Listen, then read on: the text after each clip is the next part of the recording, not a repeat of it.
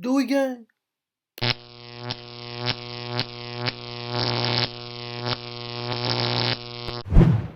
YouTube, we back with another video, man. As you can see, I'm starting this cutoff by going in and setting my initial guidelines for the taper so I can have total success with this.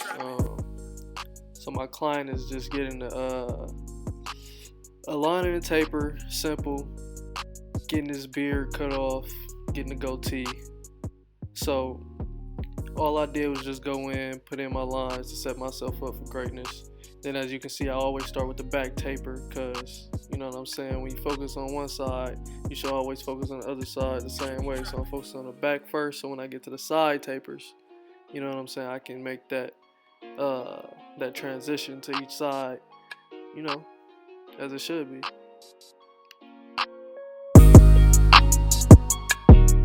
And you can see here, yeah, my arm is in the way a little bit, but you can see that the taper in the back is coming along pretty well.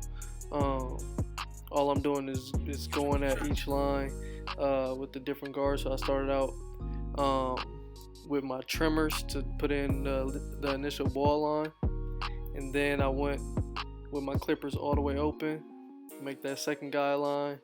Then I go in with my one guard, take that middle line out, and then I go in with my blade closed, all the way closed, no guard, and take that bottom line out, you feel me?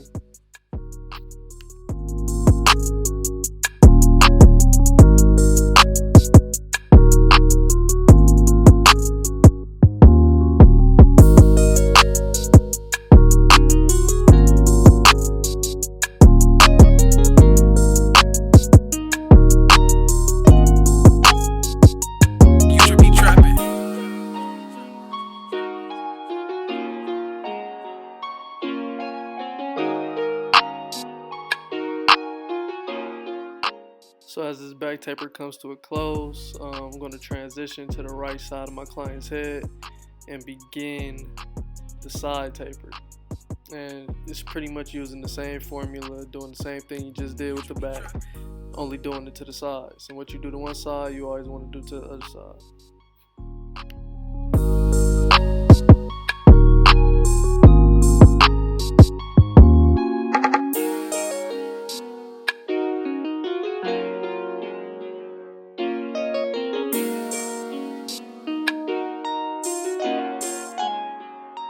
Future be trapping.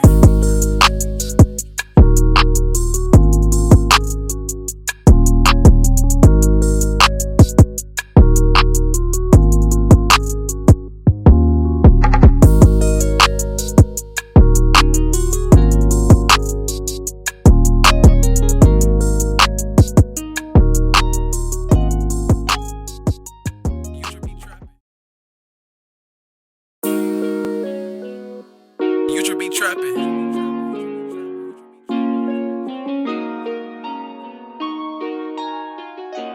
I know y'all probably been seeing me brush the hair down after I, flick out every time. I just like to do that to keep the hair in the direction that it grows, just so I can know for myself that I'm blending the taper good enough to where it blends in with the hair that I'm not cutting on top.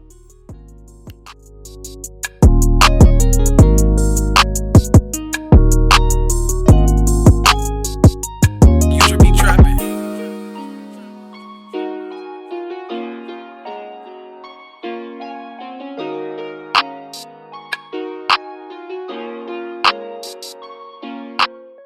So after I'm done with one side, I go ahead and spin my client around. We're gonna focus on that left side of the taper. We're pretty much gonna do the same thing. Like I said, the same thing that we did on the right side and in the back. We're just gonna do it to the left side, make everything equal.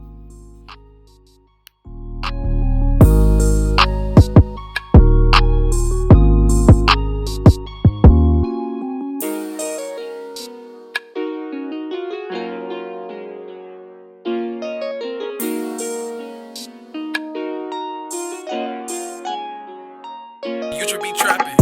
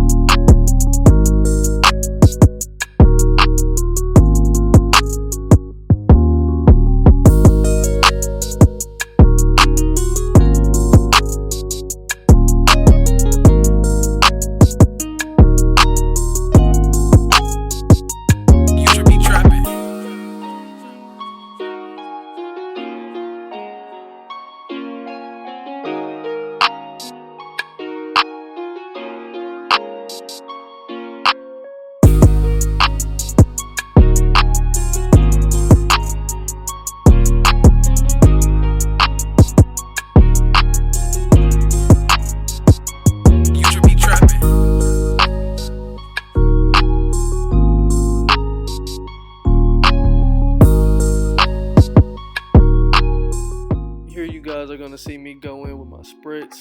The spritz is just gonna lock the hairs in place, just so the hairs don't run away from the clippers when I'm giving them a crispy line up. You know what I'm saying? I want that lining to be as crispy as possible. So the spritz is just gonna hold the hair in place. I like to brush the hair down just so all the hairs, just so I don't miss no hairs. You know what I'm saying? Nobody likes a lining where the hair is still curling over the lining. You know what I'm saying? So after all that, I begin to attack the front hairline, starting in the middle. Then I'm going to travel to the left side, hit the vertical bars, and then I'm going to go ahead and do the same thing to the right side. I think in this video, before it even gets there, I also attack the C cup as well, just because. You should be trapping.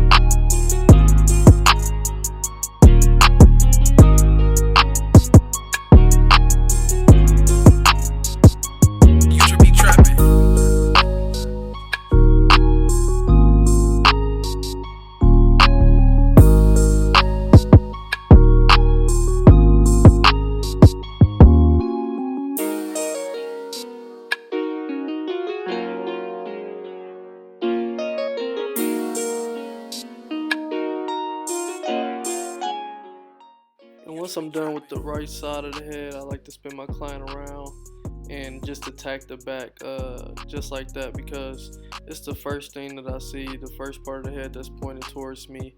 So I just like to get that right out the way.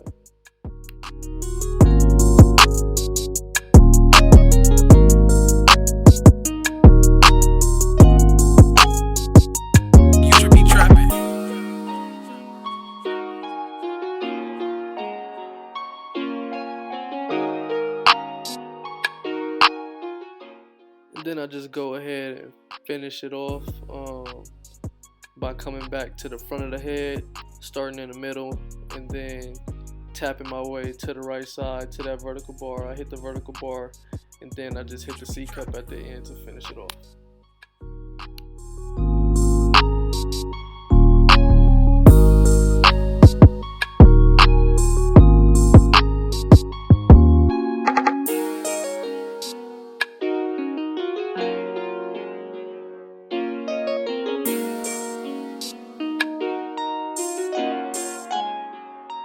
You should be trapping.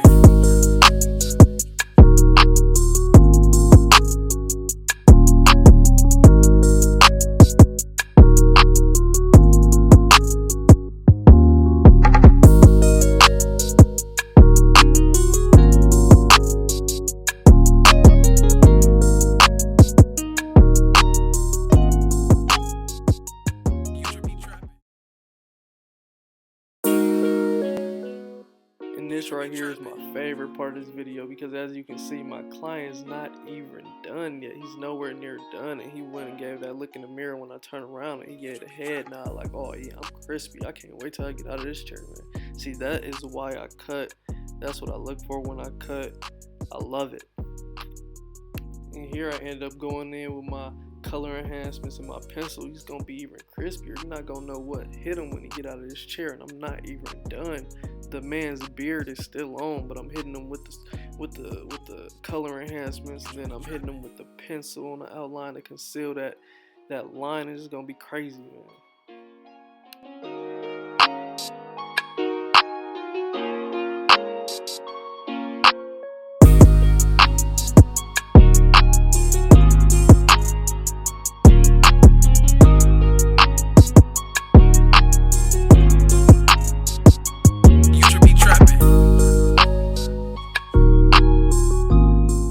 Then all I've been doing and all I'm doing here is just tapping and going at that pencil line that I made, just to help conceal that line. And as you can see, that line it went from 0 to 100 real quick. Just look at it. Look at the right side. It's crispy. He know he crispy. That's the thing about it. And then I go in and I attack that beard that he don't want no more. So we just gonna get all that hair shaved off completely and end up giving him the goatee for his desired look.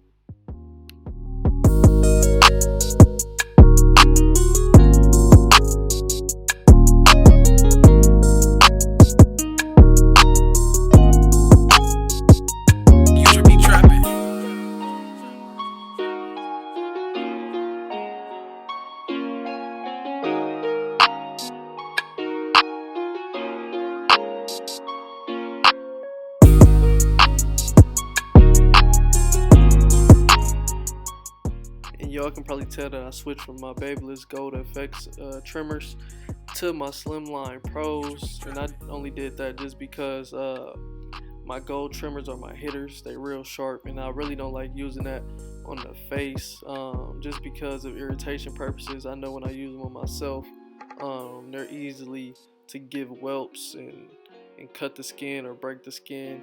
And with my trimmers here that I'm using now, they way better on the face, way softer, more gentle, but it's still gonna take off the hair the same way pretty much. I like to use these clippers on kids, just because their skin is more soft than the average adult.